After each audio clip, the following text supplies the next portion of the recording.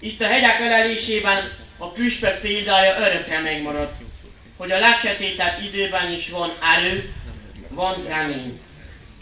Marton erdélyi püspököt már életében is sokan szent életű emberként tisztelték, ezért imádkozunk közösen a szenti avatásáért. Istenünk, te Áron püspököt! Arra választottad ki, hogy igazságodnak őre, az üldözötteknek védelmezője, és népednek jó pásztora legyen.